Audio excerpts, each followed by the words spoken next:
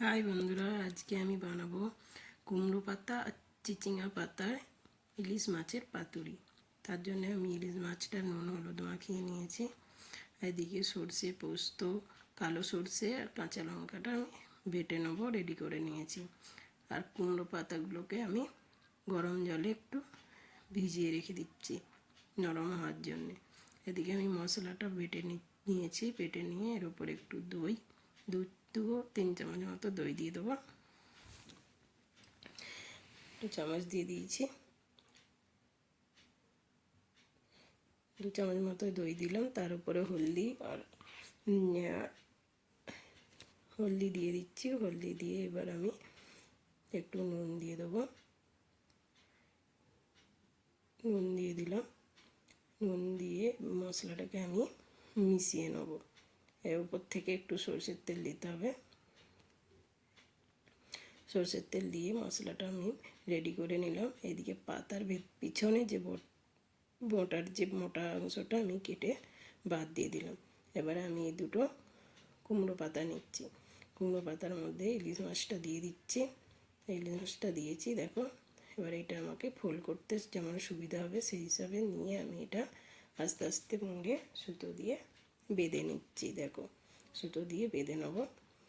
বেঁধে নিয়ে এটা কুমড়ো পাতা পাতুরিটা আমার রেডি। সুতোটা কেটে দিলেই হয়ে যাবে। সুতোটা কেটে দিলাম। ও চাকু দিয়ে কাটছে না, আচ্ছা ঠিক আছে, আমি হাত দিয়েই কেটে দিলাম সুতোটা। এবার আমি নিলাম দুটো চিচিঙে পাতা। চিচিঙে পাতার পাতুরিটা বন্ধুরা খেয়ে দেখবে, দারুণ টেস্টি। কুমড়ো পাতার থেকেও দারুণ। একবার বানিয়ে দেখবে, চিচিঙে পাতার পাতুরিটা হেভি দারুণ লাগে। আমি মাছটা দিয়ে দিলাম, কিন্তু কুমড়ো পাতাটা আমি লঙ্কা দিইনি, কিন্তু এর মধ্যে আমি কাঁচা লঙ্কা আর সরষের তেলটা দেবো। কেন, বাচ্চারা খেলে লঙ্কাটা না দিয়েই ভালো। আর আমি মশলার মধ্যে তো লঙ্কাটা বেটেই ছিলাম, ওই জন্য লঙ্কাটা দিইনি। এবার চিচিঙা পাতা একটু ছোটো তো, সেই হিসাবে এটা একটু ধরতে অসুবিধা। আর একটা পাতা দিয়ে আমি এটা রেডি করে নেবো। হয়ে গেছে আমার রেডি। আমি কড়াটা আগেই বসিয়ে দিয়েছিলাম। পাতুরিটা কড়াই দিয়ে গরম তেলটা গরম করতে বসিয়ে দিয়েছিলাম। পাতুরিটা দিয়ে আমি উল্টে পাল্টে এবার ভেজে নিচ্ছি। দেখো, এটা একটু বেশ ভালো করে পাকিয়ে ভাজতে হবে, লাল লাল করে, তাহলে ভেতরে এটা ভালো ভাজা হবে। এই ভেজে নেবো উল্টে পাল্টে ভালো করে। তো বন্ধুরা, তোমরা কুমড়ো পাতায় তো খেয়েছো, লাউ পাতায় খেয়েছো, চিচিঙা পাতার পাতুরিটা একবার অন্তত বানিয়ে দেখবে। একবার দারুণ লাগে। কুমড়ো পাতা লাউ পাতার থেকেও এত দারুণ টেস্টি।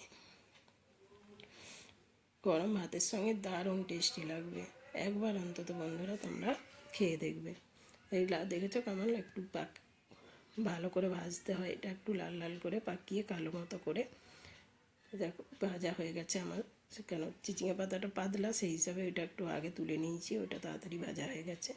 আর কুমড়ো পাতাটা একটু মোটা তো, সেই হিসাবে একটু টাইম লাগলো। ভাজাটা হয়ে গেছে। আমি এগুলো ঠান্ডা করে নিয়ে তোমাদেরকে একবার কেটে দেখাচ্ছি। দেখো, সুতোটা কেটে বাদ দিয়ে দিলাম। এটা আমার চিচিঙা পাতার, না এটা কুমড়ো পাতার, এটা মাছের পিসটা ছিল কুমড়ো পাতারটা। দেখেছ, এইটা থাকলে আর কিছুই লাগবে না বন্ধুরা, অবশ্যই একবার বানিয়ে দেখবে।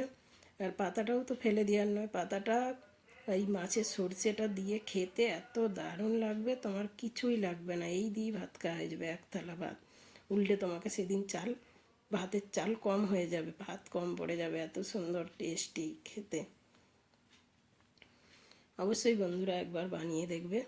এটা যে চিচিঙা পাতাটা এত দারুণ স্বাদ, একবার অবশ্যই তোমরা খেয়ে দেখো। দেখেছো, সুন্দর হয়ে গেছে। মাছটা সেদ্ধও হয়ে গেছে। দেখো, তোমাদেরকে ভেঙে দেখাচ্ছি, মাছটা খুব সুন্দর সেদ্ধ হয়ে গেছে। দেখো ভেতরে রেডি হয়ে গেল। এবার গরম ভাতের সঙ্গে কুমড়ো পাতা আর চিচিঙা পাতার পাতুরি, ইলিশ মাছের পাতুরিটা আমার রেডি। গরম ভাতের সঙ্গে দারুণ লাগবে খেতে। বন্ধুরা অবশ্যই একবার ট্রাই করবে। খেয়ে খেয়ে অবশ্যই একবার কমেন্ট করো কেমন লেগেছে তোমাদের। দারুণ লাগবে খেতে, চিচিঙে পাতাটা তো অসাধারণ খেতে, অসাধারণ।